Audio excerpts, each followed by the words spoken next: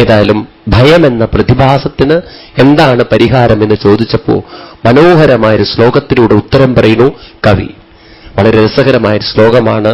ഭാഗവതത്തിന്റെ സർവ്വ ഉള്ളടക്കവും വേണമെങ്കിൽ ഈ ശ്ലോകത്തിൽ വയ്ക്കാം.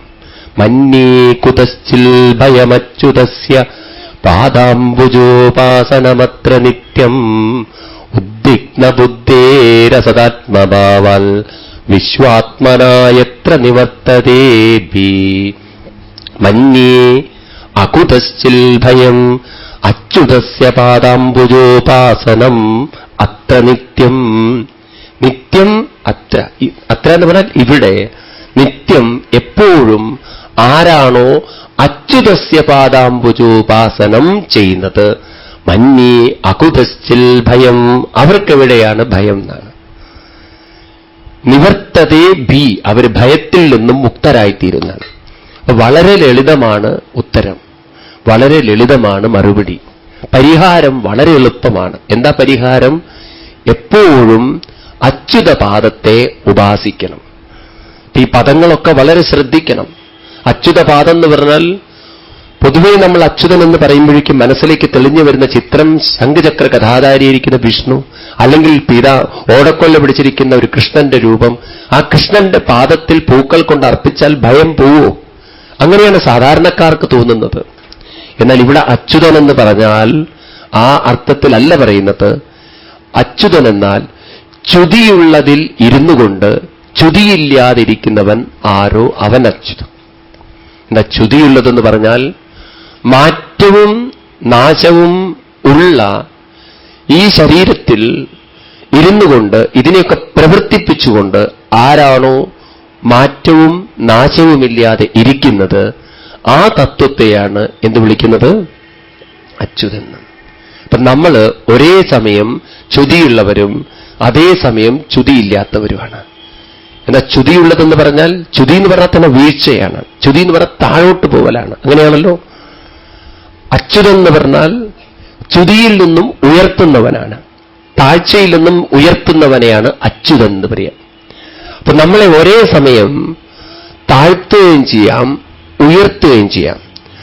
ഭയം നമ്മളെ താഴ്ത്തും, അച്യുത വിചാരം നമ്മളെ ഉയർത്തും. ഭയത്തിനെന്താണ് പരിഹാരം? ആ നിമിഷം നമ്മുടെ ഉള്ളിലേക്ക് അച്യുത വിചാരം കടന്നു വരണം, അച്യുത ചിന്തകൾ കടന്നു വരണം, അച്യുത സ്മരണം കടന്നു വരണം, ച്യുതിയില്ലാത്ത ഭഗവത് പ്രേമം കടന്നു വരണം. എങ്കിൽ ഭയത്തിൽ നിന്നും മുക്തനാവാൻ സാധിക്കും. അതിൽ കടക്കുന്നതിന് മുമ്പ് ഭയത്തെ ഒന്നുകൂടി അവലോകനം ചെയ്യണം, എന്നാലിത് മനസ്സിലാവുള്ളൂ. എങ്ങനെയാണ് ഭയം എന്ന വികാരം വരുന്നതെന്ന് നമ്മുടെ പൂർവികന്മാർ കണ്ടെത്തിയിട്ടുണ്ട്. എവിടെ നിന്ന് എങ്ങനെ നമ്മുടെ മനസ്സിലേക്ക് ഭയം വരുന്നു? കാര്യമൊക്കെ നമുക്കറിയാം. ഭാഗവതവും ഭഗവാനൊക്കെ കൂടെ ഉണ്ടെങ്കിലും അതിനേക്കാളൊക്കെ വിശ്വാസം നമുക്കൊരു പക്ഷേ പ്രേതങ്ങളിലൊക്കെ ആയിരിക്കാം. നമ്മളിവിടുന്ന് നടന്നു പോവുകയായിരിക്കുക. സന്ധ്യാസമയം നിങ്ങൾ അമ്പലത്തിലൊക്കെ തൊഴുത് വീട്ടിലേക്ക് പോകുമ്പോൾ പെട്ടെന്ന് സ്ട്രീറ്റ് ലൈറ്റൊക്കെ അങ്ങോട്ട് പോയി. ഒരു സ്ട്രീറ്റിലും ലൈറ്റില്ല, നമ്മൾ ഒറ്റയ്ക്ക്. റോട്ടിലും ഒരാളെയും കാണുന്നില്ല. അപ്പോഴേക്കും ഇങ്ങോട്ട് പൊങ്ങും സംഗതി. പിന്നെ നോക്കുമ്പോണ്ട് ഒരു വെളുത്ത വേഷം നമ്മുടെ നേരെ വരുന്നു. പറയേണ്ട സ്വാമി, ഇപ്പോഴേ തീർന്നു പണി. അപ്പോഴേക്കും നമ്മുടെ ഉള്ളിൽ ഭയമൊക്കെ കയറി ഇല്ലേ? അപ്പൊ ആ സമയത്ത് നമുക്ക് മുന്നോട്ടേക്ക് കാലുവെക്കാനുള്ള പ്രേരണ കൂടു കുറയോ? പിന്നെ നമ്മൾ മുന്നോട്ടാണോ നോക്കുക, പിന്നോട്ടാണോ നോക്കുക? പിന്നെ മുന്നോട്ട് നോട്ടുണ്ടാവില്ല. ആരെങ്കിലും പുറകിൽ വരുന്നുണ്ടോ എന്ന് നോക്കുള്ളൂ. എത്ര വേഗത്തിൽ അവിടെ നിന്ന് ഓടാൻ പറ്റുന്ന നോക്കുക. ഭയം വന്നു കഴിഞ്ഞാൽ അങ്ങനെയാണ്. പിന്നെ മുന്നോട്ട് നോക്കില്ല. ഒരാൾക്ക് ഈ സൈക്കോളജിക്കൽ പ്രശ്നം വന്നു. അയാള് രാത്രി കിടന്നുറങ്ങുമ്പോഴായി പ്രശ്നം വരിക. കട്ടിലിൽ കടന്നു കഴിഞ്ഞാൽ അപ്പോൾ അയാൾക്കൊരു പേടി, കട്ടിലിന്റെ താഴെ ആരോ കിടക്കുന്നുണ്ടെന്ന്. ഇയാൾ ഉടനെ തന്നെ ഉരുണ്ട് താഴോട്ട് കിടക്കും. താഴെ കിടക്കുമ്പോൾ എപ്പോൾ അയാൾക്കൊരു പേടി, മുകളിൽ വേറെ ആരോ കിടക്കുന്നുണ്ടെന്ന്. ഭാര്യ പറയും, ഒന്നും മിണ്ടാതെ കിടക്കും മനുഷ്യ, ഒരു ആള് സ്വസ്ഥമായിട്ട് കിടന്നോട്ടെ എന്ന്. നിനക്കത് പറഞ്ഞാൽ മതി, ഇവിടെ വേറെ ആരോ കിടക്കുന്നുണ്ടെന്ന്. കട്ടിലിന്റെ മുകളിൽ കിടന്നാൽ അപ്പോൾ ഇയാൾ ഉരുണ്ട് താഴോട്ട് പോകും. താഴെ കിടന്നാൽ അപ്പോൾ ഉരുണ്ട് മുകളിലേക്ക് കയറും. ഇങ്ങനെ ദിവസവും ഒരു 10-20 പ്രാവശ്യം ഉറങ്ങുന്നത് വരെ ഇയാൾ ഇങ്ങനെ കളിച്ചുകൊണ്ടിരിക്കും. അപ്പൊ ഇയാൾ കിടക്കാൻ വേണ്ടിയിട്ട് രാത്രി ഭാര്യ നല്ല കട്ടൻ ചായയൊക്കെ ഉണ്ടാക്കി കൊടുക്കും. അങ്ങനെയെങ്കിലും ഇയാൾ ഉറങ്ങട്ടെ എന്ന് വിചാരിച്ചിട്ട് ഉറക്കം വരാൻ. പക്ഷെ നേരെ വിപരീതം, അയാൾക്ക് ഉറക്കം വരില്ല. അവസാനം ഇതൊരു രോഗമായി മാറി. ഒരു പ്രസിദ്ധനായിട്ടുള്ള ഡോക്ടറെ അടുത്ത് കൊണ്ടുപോയി, ഡോക്ടറെ അടുത്ത് പോയി. അപ്പോ ഈ മനസ്സിന്റെ സൈക്കാട്രിസ്റ്റ് അയാളോട് പറഞ്ഞു, ഇതൊരാഴ്ച ഇവിടുന്ന് കിടത്തി ചികിത്സിച്ചാലേ ഇത് പോവുള്ളൂ നിങ്ങൾക്ക്, അല്ലാതെ പോവില്ല ഈ ചിന്ത മനസ്സിൽ നിന്ന്. ഭാര്യ ചോദിച്ചു, എത്ര രൂപ വരും? അത്രയൊന്നും കാശ് വരില്ല, 25,000 രൂപ. അയ്യോ, ഈ ഉരുണ്ടുകളി മാറ്റാൻ 25,000 രൂപയോ? എന്നെ കൊണ്ട് പറ്റില്ല ഇത്രയൊന്നും ചെലവാക്കാൻ. ഏതായാലും ഞാൻ വീട്ടിൽ പോയിട്ട് പിന്നെ മറുപടി പറയാന്ന്. ഇയാൾ ഭർത്താവിനെയും കൂട്ടിയിട്ട് ഈ ഭാര്യ പോന്നു. എന്നിട്ട് പിറ്റേ ദിവസം ഡോക്ടർ ഇവരുടെ വീട്ടിലേക്ക് വിളിച്ചു ചോദിക്കുകയാണ്, അല്ല നിങ്ങൾ അഡ്മിറ്റ് ചെയ്യാന്ന് പറഞ്ഞിട്ട് എന്റെ പേഷ്യന്റിനെ കൊണ്ടുവന്നില്ലല്ലോ, എന്ത് പറ്റി രോഗിക്ക്? അപ്പൊ ഭാര്യ പറയാണ്, അയാളുടെ രോഗം ഞാൻ തന്നെ മാറ്റിയെന്ന്. എങ്ങനെ മാറ്റിയെന്ന്? അയാൾക്ക് വല്ലതും പറ്റിയോന്ന്? അയാൾക്കൊന്നും പറ്റിയില്ല, ഞാൻ 100 രൂപ കൊണ്ട് പ്രശ്നം പരിഹരിച്ചു. അതെങ്ങനെയെന്ന്? ഒരു ആചാര്യെ വിളിച്ച് കട്ടിലിന്റെ കാല് മുറിച്ച് കളഞ്ഞു വന്നു. അയാൾ ഒരിക്കലും ഉരുളില്ല എന്ന്. കട്ടിലിന്റെ കാലുണ്ടെങ്കിലല്ലേ അയാൾ ഉരുളുള്ളൂ. ആ കാലെന്നെ ഞാൻ മാറ്റിക്കളഞ്ഞു. ഭയം വന്നാൽ അടങ്ങിയിരിക്കാൻ നമുക്ക് പറ്റില്ല. അത് നമ്മളെ പുറകോട്ട് വലിക്കും, അത് നമ്മളെ പുറകോട്ട് ഓടിപ്പിക്കും. ഭയത്തിൽ നിന്ന് മുക്തമാവാൻ അച്യുതന്റെ പാദമാണ് ഉപാസിക്കേണ്ടത് മനസ്സിലായി. ഭയം എവിടുന്ന് വരുന്നു? ഭയമിരിക്കുന്നത് ഒരു കാര്യത്തെ അഭിമുഖീകരിക്കാൻ എനിക്ക് സാധ്യമല്ലെന്ന വികാരത്തിലാണ് ഭയമിരിക്കുന്നത്.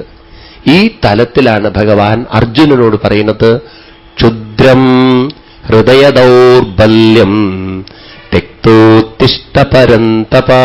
ഏ അർജുന, നീ യുദ്ധക്കളത്തിൽ നിന്ന് ഓടിപ്പോവുക എന്ന് പറയുന്നത് മുത്തശ്ശനോടും ഗുരുവിനോടുള്ള സ്നേഹം കൊണ്ടൊന്നുമല്ല, നിന്റെ ഉള്ളിലിരിക്കുന്ന ദൗർബല്യമാണെന്ന് തിരിച്ചറിയൂ. ഇത് പറഞ്ഞ ലോകത്തിലെ ആദ്യത്തെ മനഃശാസ്ത്രജ്ഞനാണ് ഭഗവാൻ കൃഷ്ണൻ. നമ്മൾ പലപ്പോഴും ഇത് തിരിച്ചറിയാറില്ല. നമ്മുടെ ജീവിതത്തിൽ പലതിലും പുറകോട്ട് കാലുവയ്ക്കാൻ കാരണം പലതിനെയും അഭിമുഖീകരിക്കാൻ നമ്മുടെ മനസ്സിന് സാധ്യമല്ല, ദൗർബല്യമാണ് നമ്മൾ തിരിച്ചറിയുന്നില്ല. ദൗർബല്യം എവിടെയാണ് നിൽക്കുന്നത്? ദൗർബല്യം നിൽക്കുന്നത് തെറ്റായ ഒരു അറിവിലാണ്. എന്താ തെറ്റായ ഒരു അറിവ്? ഒരു കാര്യത്തെ അഭിമുഖീകരിക്കാനുള്ള ശക്തിയും കഴിവും അറിവും എനിക്കില്ല എന്ന ദൃഢമായ ഒരു തെറ്റായ വിശ്വാസം ഉറപ്പിച്ചു വെച്ചാൽ പിന്നെ മുന്നോട്ട് പോകാൻ സാധ്യമല്ല. ഒരു കുട്ടി ഇന്റർവ്യൂവിന് പോകുമ്പോഴേ നിശ്ചയിക്കുകയാണിത് പോയത് തന്നെയെന്ന്. അവൻ പേടിച്ചുകൊണ്ട് ഇന്റർവ്യൂവിന് പോയാൽ തോറ്റത് തന്നെ, യാതൊരു തർക്കമില്ല എന്ന് പറയാണ്. പരീക്ഷയ്ക്കൊരു കുട്ടി ടെൻഷൻ അടിച്ചുകൊണ്ടാണ് പോകുന്നെങ്കിൽ അവരൊന്നും എഴുതി വയ്ക്കാൻ പറ്റില്ല. ഇന്നത്തെ കുട്ടികളുടെയൊക്കെ മെയിൻ പ്രശ്നം ഇതാണ്. മിക്കവാറും രക്ഷിതാക്കൾ ഇത് തിരിച്ചറിയില്ല. അവരുടെ ടെൻഷനൊക്കെ കൊടുത്തു കഴിഞ്ഞാൽ പിന്നെ പരീക്ഷയുടെ അന്ന് ഒന്നും എഴുതി വയ്ക്കാൻ പറ്റില്ല. കാരണം മനസ്സ് ടെൻഷനായി കഴിഞ്ഞാൽ വേണ്ടതൊന്നും വേണ്ടതുപോലെ തോന്നില്ല. മനസ്സ് വളരെ റിലാക്സ്ഡ് ആയിരിക്കണം, മനസ്സ് വളരെ ശാന്തമായിരിക്കണം. ഒരച്ഛനും അമ്മയും പരീക്ഷയുടെ മുന്നേ കുട്ടികൾ അതിനുവേണ്ടി പ്രിപ്പയർ ചെയ്യിക്കണം. ഒരു കോൺഫിഡൻസ് അവർക്ക് കൊടുക്കാൻ, എന്തു വന്നാലും കുഴപ്പമില്ല എന്ന്, നീ പേടിക്കേണ്ട, ധൈര്യമായിട്ടിരിക്കുമെന്ന് പറയാൻ പറ്റണം. സാരമില്ല, നിനക്ക് പറ്റും, ധൈര്യമായിട്ടിരിക്കുമെന്ന് പറയാൻ പറ്റണം. ഇതല്ല കൊടുക്കുക. എഴുന്ന് വായിക്കണം, നാളെ പരീക്ഷയില്ല, വായിക്കട എന്ന് പറയും. അവൻ അല്ലെങ്കിലേ അവനാകെ ടെൻഷനിലാണ്. വായിക്കണമെന്ന് പറഞ്ഞു കഴിഞ്ഞാൽ അവൻ നോക്കും, പക്ഷെ കണ്ണൊക്കെ വേറെ എവിടേക്കെങ്കിലും അവൻ പോവുക. ഈ ടെൻഷനിലാണ് ഇരിക്കുക എന്ന് പറയാം.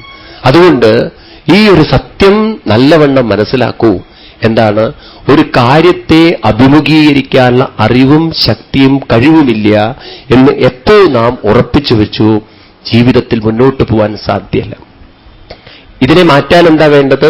അച്യുതനിലുള്ള പ്രേമം എന്ന് വെച്ചാൽ ഭഗവാൻ കൂടെയുണ്ടെങ്കിൽ എനിക്ക് ഏതിനെയും അഭിമുഖീകരിക്കാൻ സാധിക്കും. ഭഗവാൻ എനിക്ക് ശക്തി തരും, ഭഗവാൻ എനിക്ക് പ്രചോദനം തരും. ഈ പ്രേമം നമുക്ക് കൂടെ കൊണ്ടു നടക്കാൻ സാധിച്ചാൽ പ്രേതത്തെ പോലും നമുക്ക് തട്ടിമാറ്റാൻ പറ്റും. പ്രേതം എന്ന് പറഞ്ഞാൽ പിന്നെ നമ്മൾ വീഴില്ല. ഇങ്ങനെ ഓരോ പ്രശ്നങ്ങൾ വരുമ്പോഴും വീഴില്ല. ഒരു ഡോക്ടർ പറയുകയാണ്, തോന്നുന്നു നിങ്ങളുടെ രോഗലക്ഷണം കണ്ടിട്ട് ക്യാൻസർ ആണ് എന്നുള്ളത്. അത് കേട്ടാൽ പോലും നമുക്ക് പേടിയുണ്ടാവില്ല. ഡോക്ടറെ, അത് ശരീരത്തിനല്ലേ ഉള്ളൂ, എന്റെ മനസ്സിനില്ലല്ലോ എന്ന് പറയാൻ പറ്റും നമുക്ക്. അല്ലെങ്കിൽ അത് കേൾക്കുമ്പോഴേക്കും ഗുരുവായൂരപ്പ, എന്ത് പാപാ ഞാൻ ചെയ്തത്, അറിഞ്ഞിട്ട് ആർക്കും ഒരു ദ്രോഹം ഇതുവരെ ചെയ്തിട്ടില്ല, എനിക്ക് മാത്രം ഇങ്ങനെ രോഗം വരുത്തിത്തരാൻ. ഇതൊക്കെ നമ്മൾ കരയും, എന്നിട്ട് നമ്മൾ കുറെ ഇരുന്ന് ദുഃഖിക്കും. അതുതന്നെ മതി നമ്മുടെ മരണത്തിനെന്ന് പറയാണ്. അങ്ങനെ നമ്മുടെ മനസ്സിനെ തളർത്താൻ അനുവദിക്കുന്നത് നമ്മൾ തന്നെയാണെന്ന് തിരിച്ചറിയൂ. മനസ്സിലാവില്ലേ? സമൂഹം നമ്മളെ തളർത്തിന്ന് വരും. കാരണം സമൂഹത്തിന്റെ സ്വഭാവമാണത്. കല്യാണം കഴിഞ്ഞിട്ട് ഒരു പെൺകുട്ടിയുടെ കല്യാണം കഴിഞ്ഞിട്ടില്ലെങ്കിൽ ആ വീട്ടുകാരെ ഉപദ്രവിക്കും നാട്ടുകാർ. കഷ്ടം. ഇപ്പൊ എത്ര വയസ്സായി? കഷ്ടട്ടോ, വളരെ വിഷമം. ഇന്നത്തെ കാലത്ത് കല്യാണമൊക്കെ നടക്കാൻ വലിയ ബുദ്ധിമുട്ടാണ്. പിന്നെ ജാതകം കഷ്ടട്ടോ. ഇങ്ങനെ 10 കഷ്ടം പറഞ്ഞു കഴിഞ്ഞാൽ ആ വീട്ടുകാരവിടെ കിടക്കും. മനസ്സിലായില്ലേ? ശരിയല്ലേ? ചിന്തിക്കൂ. സമൂഹം അങ്ങനെയേ ചിന്തിക്കുള്ളൂ. കുട്ടികളില്ല, പോയി പോയി. എത്ര വർഷമായി കല്യാണം? 10 വർഷം. കഷ്ടം, നടക്കില്ല. ഇങ്ങനെ 10 വട്ടം പറഞ്ഞാൽ തളർന്നു പോയി ഏതൊരാളും. ഇത് സമൂഹത്തിന്റെ സ്വഭാവമാണത്. അവർക്ക് വേറെ ഒന്നും ചിന്തിക്കാനില്ല. അപ്പൊ അവർക്ക് നാട്ടുകാരുടെ പ്രശ്നങ്ങളെ ചിന്തിക്കാനുള്ളൂ. അവരുടെ വീട്ടിൽ ഉണ്ടായ കുട്ടികൾ കുഴപ്പമുണ്ടാക്കുന്നുണ്ടാവും, അത് വേറെ കാര്യം. എന്നാൽ അതൊന്നും അവർക്കൊരു പ്രശ്നമല്ല. അടുത്ത വീട്ടിൽ കുട്ടികളുണ്ടോ? അടുത്ത വീട്ടിലെ പെൺകുട്ടിയുടെ കല്യാണം നടന്നിട്ടില്ലേ? അടുത്ത വീട്ടിലെ മകന് ജോലി കിട്ടിയില്ല. എത്ര വയസ്സായി? 26. കഷ്ടം, ഇനി നേരെയാവില്ല അവന്. ഇവരാ നിശ്ചയിക്കുന്നതേ. ഇതാവസ്ഥ. ഇങ്ങനെയാണ് ലോകം എന്ന് പറഞ്ഞാൽ. സമൂഹം നമ്മളോട് എന്ത് പറയണം എന്നുള്ള നിയന്ത്രണം നമുക്കില്ല. അവർക്കെന്തും പറയാനുള്ള ലൈസൻസ് ഉണ്ട്. മനസ്സിലായില്ലേ? പക്ഷേ നമ്മൾ അതിനെ എങ്ങനെ സ്വീകരിക്കണം എന്നത് നിശ്ചയിക്കാൻ നമുക്ക് സാധിക്കും. നമ്മൾ ഉൾക്കൊള്ളുകയാണ്. ഭഗവാൻ കൂടെ ഉണ്ടെങ്കിൽ എനിക്ക് എന്തിൻ്റെ ഒരു കുറവാണുള്ളത്? ഭഗവാൻ ഉണ്ടെങ്കിൽ പിന്നെ ഞാനെന്തിന് തളരണം? ഭഗവാൻ ഉണ്ടെങ്കിൽ ഞാനെന്തിന് ദുഃഖിക്കണം? അവരെന്തും പറഞ്ഞോട്ടെ, അത് അവരുടെ നാവുകൊണ്ട് എന്ത് ഉൾക്കൊള്ളണമെന്ന് എനിക്ക് നിശ്ചയിക്കാൻ പറ്റും. ശരിയല്ലേ? എന്തു വരും എന്നതിൽ നമുക്ക് നിയന്ത്രണമില്ല. എങ്ങനെ നേരിടണം എന്ന കാര്യത്തിൽ ഈശ്വരൻ നമുക്ക് നിയന്ത്രണം തന്നിട്ടുണ്ട്. ഇത് സമൂഹത്തിൽ നിന്ന് നമ്മൾ പഠിക്കണം. ഒരു ആന ഇങ്ങനെ റോട്ടിലൂടെ നടന്നു പോകുമ്പോൾ പട്ടികളൊക്കെ റോട്ടിലേക്ക് ഇറങ്ങി കുരയ്ക്കും ഈ അത്ഭുത ജീവിയെ കണ്ടിട്ട്. ആന ഒരിക്കലും തിരിഞ്ഞു നോക്കാറില്ല. അത് സാവകാശം ഒരു പരിഭ്രമവും ഇല്ലാതെ അടിവെച്ച് മുന്നോട്ട് നടക്കും. നിങ്ങൾ കണ്ടിട്ടുണ്ടോ പട്ടി കുരയ്ക്കുമ്പോൾ വിരളി പിടിച്ച് ഓടുന്ന ഒരു ആനയെ? അയ്യോ ഒരു പട്ടി, ഇതാ ഒരു പട്ടി, അതാ ഒരു പട്ടി. ഇല്ല, വളരെ ശാന്തമായിട്ട്. അങ്ങനെ ഒരു സംഭവം ലോകത്തിൽ അവന് ഒരു കുലുക്കുമില്ലാത്തതുപോലെ അവനങ്ങനെ അടിവെച്ച് നടക്കും. കണ്ടിട്ടില്ലേ ചിത്രം? ഈ ഭാവം നിങ്ങൾ കണ്ടിട്ടില്ലേ? അനുഭവം ഇത് തന്നെ ജീവിതത്തിൽ നമുക്ക് കൊണ്ടു നടക്കാൻ സാധിക്കണം. സമൂഹത്തിന്റെ വായിൽ എന്തും വരട്ടെ, ഞാനെങ്ങനെ കടന്നു പോകണം?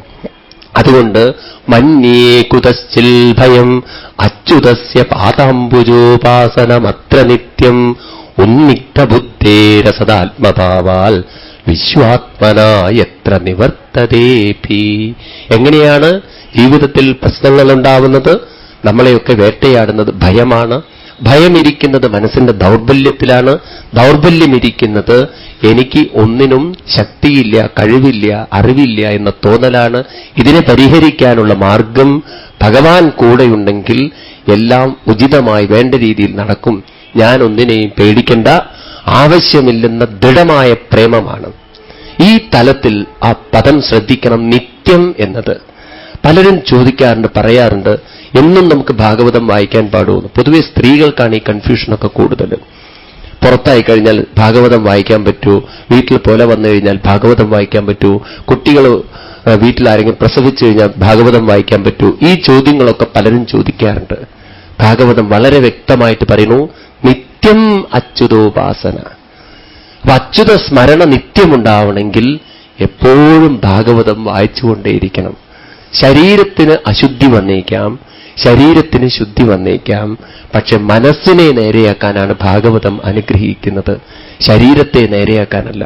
ഇപ്പൊ വീട്ടിൽ ആള് മരിച്ചാലും മരിച്ചില്ലെങ്കിലും ജനിച്ചാലും ജനിച്ചില്ലെങ്കിലും നമുക്ക് പ്രകൃതി നിശ്ചയിച്ച എന്തൊക്കെയാണോ അതൊക്കെ വന്നാലും ഭാഗവതം കൈവിട്ടു പോകരുത് എന്നാണ്. ഭാഗവതത്തെ സംബന്ധിച്ച് അത് ഭഗവാനാണ്. ഭഗവാൻ എപ്പോഴും കൂടെ ഉണ്ടാവണമെങ്കിൽ ഭഗവാനെ എപ്പോഴും സ്മരിക്കണം. എപ്പോഴും സ്മരിക്കണമെങ്കിൽ ഭാഗവതമൊക്കെ എപ്പോഴും കൊണ്ടു നടക്കണം. ഈ ചോദ്യങ്ങൾക്കൊക്കെ ഉത്തരം സ്വയം നമ്മൾ മനസ്സിലാക്കി ജീവിക്കണം. അല്ലെങ്കിൽ അന്ധവിശ്വാസങ്ങൾ നമ്മളെ പിടികൂടും. എന്താണ്? ശുദ്ധിയും അശുദ്ധിയും ഒക്കെ വെച്ച് നമ്മൾ ജീവിക്കും. ശരീരത്തിന്റെ അശുദ്ധിയൊന്നും മനസ്സിനെ ബാധിക്കുന്നതല്ലെന്ന് കണ്ടെത്തിയവരാണ് നമ്മുടെ പൂർവികന്മാര്. അതുകൊണ്ട് ഇതൊക്കെ ഉൾക്കൊള്ളൂ, ശരിക്കും മനസ്സിലാക്കൂ. ഇതൊക്കെ കൂടുതൽ ആളുകൾക്ക് കൺഫ്യൂഷനാണ്. അവരുടെ കൺഫ്യൂഷൻ തീർക്കാൻ സാക്ഷാൽ ഭഗവാന് പോലും സാധ്യമല്ല. കാരണം അവരുണ്ടാക്കി വെച്ച കൺഫ്യൂഷനാണ്. നിങ്ങൾ ഭഗവത്ഗീത എടുത്തു നോക്കിക്കഴിഞ്ഞാൽ അവിടെ വളരെ വ്യക്തമായിട്ട് ഭഗവാൻ പറയും, തസ്മാൽ സർവേഷു കാലേഷു മാമനുസ്മരയുധ്യച. തസ്മാത്, അതുകൊണ്ട് സർവേഷു കാലേഷു, സർവേഷു എല്ലാ കാലേഷു എപ്പോഴും മാമനുസ്മര, എന്നെ അനുസ്മരിക്കൂ. അപ്പൊ ആ അനുസ്മരണം ശക്തമാവാൻ ഇതൊക്കെ നമ്മൾ എപ്പോഴും കൊണ്ടു നടന്നേ പറ്റുള്ളൂ പറയാം. ഇതൊക്കെ പൊതുവേ കേരളീയരായിട്ടുള്ള സൗത്ത് ഇന്ത്യക്കാർക്കാണ് ഈ കൺഫ്യൂഷൻ. നോർത്ത് ഇന്ത്യയിലൊന്നും ഈ കൺഫ്യൂഷനേ ഇല്ല. അവർക്കൊന്നും ഈ കാര്യങ്ങളെ ചിന്തയില്ല. നോക്കൂ, അന്ധവിശ്വാസത്തിന്റെ നല്ലൊരു ശതമാനം നമ്മുടെ നാട്ടിലൊക്കെയുള്ളൂ. എത്ര വിദ്യാഭ്യാസം ഉണ്ടെങ്കിലും അന്ധവിശ്വാസങ്ങളൊന്നും അങ്ങനെയൊന്നും വിട്ടുപോകില്ല നമ്മളെ. കാരണം നമ്മൾ കുറെ തെറ്റായിട്ട് മനസ്സിലാക്കി വെച്ചിട്ടുണ്ട്. നിങ്ങളെന്നാൽ ഉത്തർപ്രദേശുകളിലൊക്കെ ഉത്തരേന്ത്യൻ നാടുകളിൽ പോയി കഴിഞ്ഞാൽ അവരിതൊന്നും ചിന്തിക്കുകയില്ല. മനസ്സിലായിട്ടില്ലേ? അവരുടെ ജീവിതം തന്നെ വേറെയാണ് പ്രിയണം. പോട്ടെ, അപ്പൊ പറഞ്ഞു, അതുകൊണ്ട് അച്യുതസ്യ സ്മരണം ഉറയ്ക്കണം, ആ പ്രേമം ഉറയ്ക്കണം. അതിനെന്ത് വേണം? ഏവൈ ഭഗവതാ പ്രോക്ത ഉപായാഖ്യാത്മലബ്ധയേ അഞ്ജത്തും സാമവിദുഷാം വിദ്ധി ഭാഗവതൻഹിതൻ. ഇത് ഭാഗവതത്തിലൂടെ തന്നെ നേടിയെടുക്കാൻ സാധിക്കും. ഭാഗവതം നമുക്ക് നേടിത്തരുന്നത് ആത്മലബ്ധയെ, അവനവന്റെ ആത്മസത്തയിലേക്ക്, അതായത് ഈശ്വര ശക്തിയിലേക്ക്, ചൈതന്യത്തിലേക്ക് ഭാഗവതം നമ്മെ പിടിച്ചുയർത്തുകയാണ്. ഭാഗവതം ഉൾക്കൊണ്ടുകൊണ്ട് നമ്മൾ ജീവിക്കുമ്പോൾ നമ്മളെ സ്ഥൂലത്തിൽ നിന്നും സൂക്ഷ്മത്തിലേക്ക് ഭാഗവതം ഉയർത്തിയിരിക്കും. അതുകൊണ്ട് ആര് തന്റെ മനസ്സിനെ അച്യുത തത്വത്തിൽ ഉറപ്പിക്കുന്നു, യാനാസ്തായ നരോ രാജൻ ന പ്രമാതീതകർഹിച്ചിൽ ധാവൻ നിമീല്യവാ നേത്രേ നസ്കലേ നപ്പതേതിഹ. ഏ രാജൻ, ആര് അവരുടെ മനസ്സിനെ ഈ ഭാഗവത തത്വത്തിൽ, അച്യുത തത്വത്തിൽ ഉറപ്പിക്കുന്നു, അവർക്കൊരിക്കലും പിന്നെ കൺഫ്യൂഷൻ എന്ന് പറയുന്നുണ്ടാവില്ല, സംശയം ഉണ്ടാവില്ല. നമ്മളിതൊന്നും പഠിക്കാത്തതുകൊണ്ടാണ് സംശയങ്ങൾ നമ്മളെ വേട്ടയാടുന്നത്. ഭഗവാന്റെ ഒരു പേരാണ് ചിന്ന സംശയാണ്. ചിന്ന സംശയം എന്ന് പറഞ്ഞാൽ തമിഴിലുള്ള ചിന്ന സംശയമല്ല. തമിഴിലെ ചിന്ന സംശയം എന്ന് പറഞ്ഞാൽ ചെറിയൊരു സംശയത്തോടു കൂടിയവെന്നാണ്. ചിന്ന സംശയം എന്ന് പറഞ്ഞാൽ ഒട്ടും സംശയമില്ലാത്തവൻ, സംശയങ്ങളെ ഛേദിച്ചവനാരോ അവൻ ചിന്ന സംശയം. ആര് ഈ ഭാഗവതം ഉൾക്കൊണ്ട് ജീവിക്കുന്നു, പഠിക്കുന്നു, മനസ്സിലാക്കുന്നു, അവർക്കെവിടെയാണ് പ്രമാദം, മറവി, സംശയം എന്നാ ചോദിക്കുന്നത്. ആരിത് നല്ലവണ്ണം ഉൾക്കൊണ്ട് ജീവിക്കുന്നു അവർ കണ്ണുകെട്ടി ഓടിക്കോട്ടെ എന്നാ ഭാഗവതം പറയുന്നത്. ധാവൻ നിമീല്യവാ നേത്ര, നിമീല്യം എന്ന് പറഞ്ഞാൽ കെട്ടുക, കണ്ണിനെ കെട്ടി ഓടിക്കോട്ടെ, ഇന്നപ്പതേ, പിന്നെ വീഴില്ല എന്നാ, കാലടറി വീഴില്ല, അവരൊരിക്കലും പതിക്കില്ല എന്ന്. അല്ല സ്വാമി, ഇവിടുന്ന് നമ്മൾ കണ്ണുകെട്ടി ഓടിയ ഒന്നും പറ്റില്ലേ? റോട്ടിലേക്ക് ഇറങ്ങിയാൽ ഒന്നും പറ്റില്ല. കാരണം പറ്റുന്നതിന് മുമ്പ് നിങ്ങളുടെ ഹോസ്പിറ്റലിൽ എത്തിയിരിക്കും. മനസ്സിലായില്ലേ? ഇത് സ്ഥൂലഗതിയിൽ പറയല്ല, ഒക്കെ സൂക്ഷ്മമായിട്ട് പറയാണ്. നമ്മൾ ഇത് ഉൾക്കൊണ്ട് ജീവിച്ചാൽ ആരൊക്കെ വിചാരിച്ചാലും പിന്നെ നമ്മളെ തളർത്താനോ തകർക്കാനോ സാധ്യമല്ല. നമുക്ക് ആന്തരികമായ ഒരു ശക്തിയും ഉണർവും വരും. ഞാൻ നേരത്തെ പറഞ്ഞില്ലേ, സമൂഹം പരിഹസിച്ചാലും സമൂഹം കളിയാക്കിയാലും സമൂഹം നമ്മൾ പരാജിതരാണെന്ന് പറഞ്ഞാലും നമ്മുടെ ഉള്ളിൻ്റെ ഉള്ളിൽ നമുക്ക് നല്ല ബോധ്യം വരും, എന്നെ അങ്ങനെയൊന്നും പരാജയപ്പെടുത്താൻ സാധ്യമല്ല, കാരണം അച്യുതൻ കൂടെയുണ്ട് എന്നുള്ള ബോധ്യം വരുന്നവരെയാണ്. ഈ തത്വമാണ് നമുക്ക് ഉറക്കേണ്ടത്. അതിന് ലളിതമായൊരു ജീവിത രീതിയും ഭാഗവതം പറഞ്ഞിരുന്നു. ഏതാണത്? എല്ലാവർക്കും പരിചയമുള്ള ഒരു ശ്ലോകത്തെ ഇവിടെ ആവർത്തിക്കുകയാണ്. ഭാഗവതത്തിലാണ് ഈ ശ്ലോകം വരുന്നത്. വളരെ പ്രസിദ്ധമായ ശ്ലോകമാണ്. കായേന വാചാ മനസേന്ദ്രിയർവാ ബുദ്ധ്യാത്മനാവാനുസൃതസ്വഭാവൽ കരോമി യദ്യൽ സകലം പരസ്മൈ നാരായണായേതി സമർപ്പയേതത്.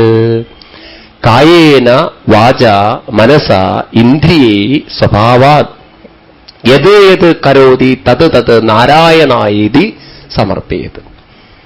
വളരെ സുന്ദരമായൊരു ശ്ലോകമാണ്. നമ്മളിതൊക്കെ ചൊല്ലുന്നൊരു ശ്ലോകമാണ്, എല്ലാവർക്കും അറിയുന്ന ശ്ലോകമാണ്. പക്ഷെ നമ്മൾ ചൊല്ലാറുണ്ട്, ഉൾക്കൊള്ളാറില്ല എന്നുള്ളത് വേറെ കാര്യം. കായേന ശരീരം കൊണ്ടും, മനസാ മനസ്സുകൊണ്ടും, ഇന്ദ്രിയെ ഇന്ദ്രിയങ്ങളെ കൊണ്ടും, സ്വഭാവാൽ സ്വഭാവത്തിനനുസരിച്ച്. സ്വഭാവം എന്ന് പറഞ്ഞാൽ നമ്മൾ ഓരോരുത്തരും പെണ്ണായും ആണായും അച്ഛനായും അമ്മയായും ഭാര്യയായിട്ടും ഭർത്താവായിട്ടും ഉദ്യോഗസ്ഥനായും ഉദ്യോഗസ്ഥയായിട്ടൊക്കെ ജീവിക്കുന്നുണ്ട്. ഏതേത് സ്വഭാവത്തിൽ ജീവിക്കുന്നുവോ ആ സ്വഭാവത്തിലൂടെ നമ്മുടെ ജീവിതത്തിൽ എന്തെന്തൊക്കെ നാം ചെയ്യുന്നുവോ തത് തത് യത് യത് കരോതി, യാതൊന്ന് എന്തൊന്ന് ചെയ്യുന്നുവോ തത് തത് നാരായണായേതി സമർപ്പേ, നാരായണനായിട്ട് സമർപ്പിക്കും. ഇത് ഈ ശ്ലോകം മനസ്സിലാക്കാൻ എളുപ്പമാണ്. പക്ഷെ അതിൻ്റെ ഉള്ളിലേക്ക് ഇറങ്ങിച്ചെല്ലുമ്പോഴാണ് അതിന്റെ ഭംഗി നമ്മൾ മനസ്സിലാക്കുക. നാരായണന് വേണ്ടി സമർപ്പിക്കൂ എന്നാണ് പറയുന്നത്. ഏത് നാരായണന്? ഇപ്പൊ നാരായണനെ ആദ്യം മനസ്സിലാക്കണം. നാരായണൻ എന്ന് പറയുമ്പോഴേക്കും 1000 പണങ്ങളുള്ള ഒരു അനന്തന്റെ മുകളിൽ കിടക്കുന്ന നാരായണനായിട്ടല്ല ഇവിടെ പറയുന്നത്.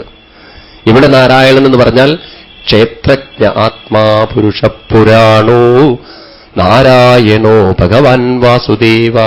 5ാമത്തെ സ്കന്ധത്തിൽ നാരായണനെ നിർവചിക്കും. 2ാമത്തെ സ്കന്ധത്തിൽ 10ാമത്തെ അധ്യായത്തിൽ നാരായണനെ നിർവചിക്കും. നാരായണൻ എന്ന ശബ്ദത്തിന് അനേകം വ്യാഖ്യാനങ്ങൾ നമ്മുടെ പൂർവികന്മാർ പറയും. അതിൽ പ്രസിദ്ധമായ വ്യാഖ്യാനം 2 എണ്ണമാണ്. ഒന്ന്, നാരം എന്ന് പറഞ്ഞാൽ വെള്ളം എന്നാണ് അർത്ഥം. വെള്ളത്തിൽ അയനം ചെയ്യുന്നവനാരോ അവൻ നാരായണൻ. സ്ഥൂല കഥ പറയുമ്പോൾ പറയും പാലാഴിയിൽ ശയിക്കുന്നവനാരാണോ പാലാഴി ശയനം, പാലാഴിയിൽ കിടക്കുന്നവൻ ഭഗവാനെ പറയും. സൂക്ഷ്മമായിട്ട് വെള്ളം എന്ന് പറഞ്ഞാൽ ജീവന്റെ ആദ്യത്തെ ആ പ്രകടനം വെള്ളത്തിലൂടെയാണ് നമുക്കറിയാം. അപ്പൊ എല്ലാ ജീവനും ഏതൊരു സത്യത്തിലാണോ അയനം ചെയ്യുന്നത് അവൻ നാരായണൻ എന്നർത്ഥം. ഇപ്പൊ വെള്ളം എന്ന് പറഞ്ഞാൽ സ്ഥൂല വെള്ളത്തെയല്ല പറയുന്നത്, എല്ലാ സകല ജീവനും ആശ്രയമായിരിക്കുന്നവൻ, ആശയമായിരിക്കുന്നവൻ ആരോ അവൻ നാരായണൻ. ഇനി മറ്റൊരു വ്യാഖ്യാനം, നാരം എന്ന് പറഞ്ഞാൽ അറിവ് എന്നൊരർത്ഥമുണ്ട്, ജ്ഞാനം എന്നൊരർത്ഥമുണ്ട്. നാരം അത് സ്വരൂപമായിട്ടിരിക്കുന്നവനാരോ അവൻ നാരായണൻ എന്ന് വെച്ചാൽ അറിവാകുന്ന ചൈതന്യം കൊണ്ട് ഓരോരുത്തരെയും ചൈതന്യവത്താക്കുന്നവനാരോ അവൻ നാരായണൻ. അപ്പൊ നമ്മളിലൊക്കെ അറിവാകുന്നൊരു ചൈതന്യം ഇരിക്കുന്നതുകൊണ്ടാണ് ഇവിടെ ഇരിക്കുന്നു എന്നൊരു ബോധം നമുക്കുള്ളത്. ആ ബോധം നമുക്ക് ഉണ്ടാവാനുള്ള കാരണം ഈ ശരീരത്തിൽ അങ്ങനെ ഒരു ചൈതന്യം നിറഞ്ഞിരിക്കുന്നതുകൊണ്ടാണ്. ഒരു ശവത്തിന് ഒരിക്കലും അങ്ങനെ തോന്നൽ വരില്ല ഞാനിവിടെ കിടക്കുന്നു എന്നുള്ളത്. ഉണ്ടോ? ശവം പറയാറുണ്ടോ? ആരും വല്ലാതെ കരയേണ്ട, ഞാൻ ഇവിടെ കിടക്കുകയാണെന്ന് ഇന്നേ വരെ ഒരു ശവം പറഞ്ഞിട്ടില്ല. അങ്ങനെ ഒരു ബോധം അതിൻ്റെ ഉള്ളിലില്ല. അപ്പൊ ചൈതന്യത്തിലാണ് അറിവിരിക്കുന്നത്. ആ അറിവാകുന്ന സ്വരൂപത്തോടുകൂടി നാരായണൻ. ശരി, ഇനി നാരായണന് വേണ്ടി സമർപ്പിക്കൂ എന്ന് പറഞ്ഞാൽ എന്താ അർത്ഥം? 2 അർത്ഥങ്ങളാണ് ആചാര്യന്മാരത് നിർവചിക്കുമ്പോൾ പറയുക. ഒന്ന്, നാരായണന് വേണ്ടി സമർപ്പിക്കുന്നുവെങ്കിൽ ഞാൻ ആർക്കൊക്കെ എന്തൊക്കെ ചെയ്യുന്നുവോ അത് അവർക്കല്ല ചെയ്യുന്നത് നാരായണന് വേണ്ടിയിട്ടാണ്. അപ്പൊ വീട്ടിൽ നമ്മൾ എന്ത് ചെയ്യുമ്പോഴും ഉള്ളിലൊരു ബോധം വേണം, ഇത് വീട്ടിൽ ആർക്കും വേണ്ടിയിട്ടല്ല ചെയ്യുന്നത്, ഞാൻ ആർക്ക് വേണ്ടി ചെയ്യുന്നു? നാരായണൻ.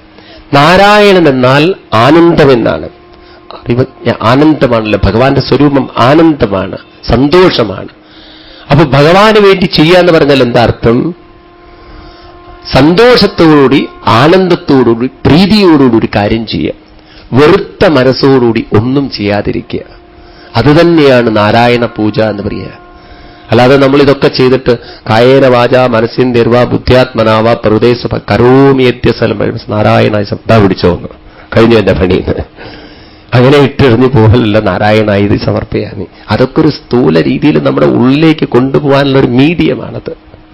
അപ്പൊ നാരായണന് വേണ്ടി ചെയ്യാന്ന് പറയുന്നത് പ്രീതിയോടും സന്തോഷത്തോടും കൂടി ചെയ്യുക. ഒന്നും വെറുത്ത മനസ്സോടുകൂടി ചെയ്യാതിരിക്കുക. രാവിലെ എണീക്കുന്നത് മുതൽ ഹാവ് കഷ്ടം, ഇന്നും എണീക്കേണ്ടി വന്നല്ലോ ഭഗവാനെന്ന് അങ്ങനെ എണീക്കാതിരിക്കുക.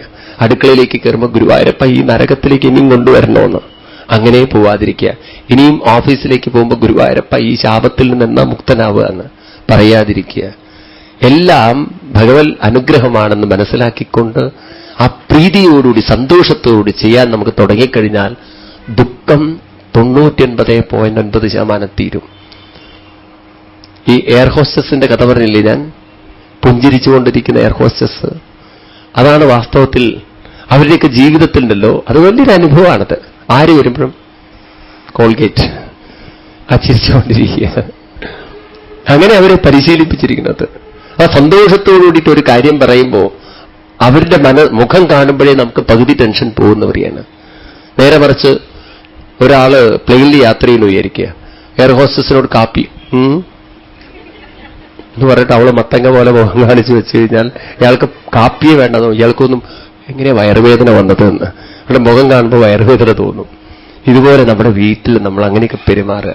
വൈകുന്നേരം ഓഫീസ് വിട്ട് ഭർത്താവ് വരുന്ന സമയത്ത് കാപ്പിയൊക്കെ ആയിട്ട് ചെല്ലുന്ന സമയത്ത് ഒന്ന് പുഞ്ചിരിക്കുക. അദ്ദേഹത്തിന് പുഞ്ചിരി വരുന്നില്ലെങ്കിലും പുഞ്ചിരിക്കുക. അപ്പൊ കുറെ കഴിഞ്ഞാൽ അദ്ദേഹം ചിരിക്കും. കാരണം എന്താണ്? അങ്ങനെ ജീവിതം മാറി വരും എന്ന് പറയാണ്. അങ്ങനെ സന്തോഷത്തോടുകൂടി, പ്രേമത്തോടുകൂടി, ആനന്ദത്തോടുകൂടി ഇനി എന്തൊക്കെ സാഹചര്യങ്ങൾ വന്നാലും അങ്ങനെ തന്നെ ജീവിക്കുക. അതിനെങ്ങനെ പറ്റൂ സ്വാമി? അയാൾ ഒന്നിനും കൊള്ളാത്തൊരു മനുഷ്യനാണെന്ന്. അതുകൊണ്ടാണ് നാരായണായേതി സമർപ്പയാമി എന്ന് പറഞ്ഞത്. അയാൾക്ക് വേണ്ടി ചെയ്യണം എന്നല്ല ഭാഗവതം പറഞ്ഞിരിക്കുന്നത്. ആർക്ക് വേണ്ടി ചെയ്യണം? ഇതെന്റെ ഗുരുവായൂരപ്പന് വേണ്ടിയിട്ടാണ് ചെയ്യണതെന്ന്. അതുകൊണ്ട് നമ്മുടെ ഭാരതീയര് എന്തുണ്ടാക്കുമ്പോഴും ആദ്യം ഭഗവാന് വെച്ചിട്ടേ ചെയ്യുള്ളൂ. ആദ്യം വെക്കുന്നത് എന്തിനു വേണ്ടിയിട്ടാണ്? ഭഗവാനെ ഇന്ന് ഉണ്ടാക്കിയതൊക്കെ അങ്ങയ്ക്ക് വേണ്ടിയിട്ടാണെന്നുള്ള ബോധം വെക്കാനാണ്.